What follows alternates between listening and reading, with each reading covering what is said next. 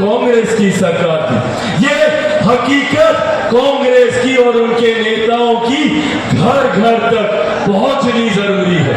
याद करें उस आपातकाल का वो दौर, जितने बुजुर्ग यहाँ पर मौजूद हैं, किस तरीके से युवाओं को, जिसमें अधिकांश अनुसूचित जाति जनजाति से आने वाले युवा थे, गरीब वर्ग से आने वाले युवा थे, पिछड़ा वर्ग से आने वाले युवा थे, अल्पसंख्यक समाज से आने वाले युवा थे, किस तरीके से जबरन उन्हें पकड़कर उनकी नसबंदी कराई जाती थी, किस तरीके से उनके ऊपर अत्याचार किया जाता था। ये था वो आपातकाल का काला दौर, जिसकी यातनाएं आज हर उस नेता ने झेली है जो इस विपक्षी गठबंधन का समर्थन करने का काम करता है। ये है सत्ता की लालच, ये है सत्ता का सुख, जिसके लिए ये तमाम नेता अपने सिद्धांतों को भूलकर कांग्रेस का नेतृत्व स्वीकार करने की मंशा रखते हैं, ताकि ये अपनी महत्वाकांक्षाओं को पूरा कर सके। और जब बिहार आते हैं तो ये तमाम नेता कांग्रेस के नेताओं का स्वागत करते हैं। बताए तेजस्वी जी कि क्या आप राहुल जी से आपके पिता के साथ हुए अत्याचारों के लिए माफी मांगने को कहेंगे? क्या आप राहुल जी से पूछेंगे कि क्यों इतने लंबे समय तक पिछड़े वर्ग से आने वाले लोगों के साथ अन्याय करने का काम किया? मंडल कमीशन की रिपोर्ट 10 साल तक इंदिरा जी के पास और उसके बाद राजीव गांधी जी के पास ठंडे बस्ते में पड़ी रही।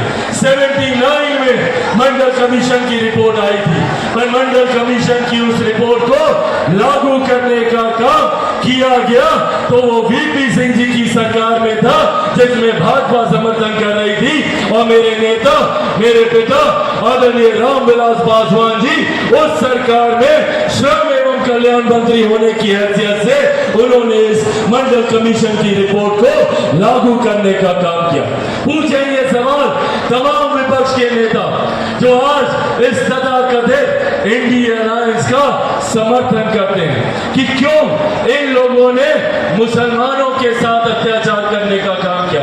आज मेरे कई मुसलमान भाई पटना में धरना दे रहे हैं वक्त के खिलाफ कि जो संशोधन हुए, जबकि जो संशोधन किए गए वो गरीब मुसलमानों को उनका हक दिलाने के लिए किए गए, जिसका समर्थन राजद तेजस्वी यादव करते। तो पूछे तेजस्वी जी से कि भैया जब तुर्कमान गेट दिल्ली में आपातकाल के दौरान खाली कराया गया, जिसमें हजारों लाखों की संख्या में मुसलमानों को विस्थापित कर दिल्ली के बाहर सड़क पर गाजियाबाद के पास फेंक दिया गया, क्या उसके लिए राहुल गांधी जी से राजद के नेता माफी मांगने को कहेंगे?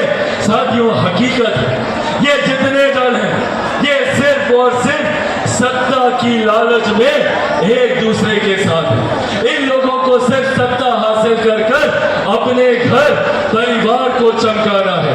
आज नेता प्रतिपक्ष तेजस्वी यादव बोलते हैं कि भैया हमको 20 महीने का समय दे दीजिए, हम 20 साल जितना काम करेंगे। भैया अगर आपको 20 महीने का समय दे दिया तो क्या उन 20 महीनों में आप उन गरीबों की जमीन भी वापस लौटाएंगे जो नौकरी के बदले आपने लेने का काम किया?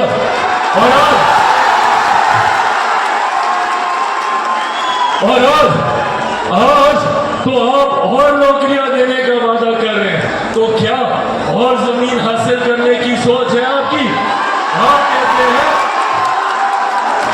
आप कहते हैं कि हम कलम बांटेंगे। सोच लीजिए, एक बार नौकरी दिए थे तो उस वक्त उसी कलम से अपनी जमीन अपने नाम लिखवाए थे। हम एक बार फिर कलम बांटेंगे, तो सोचिए इस बार क्या क्या अपने नाम लिखवाएंगे।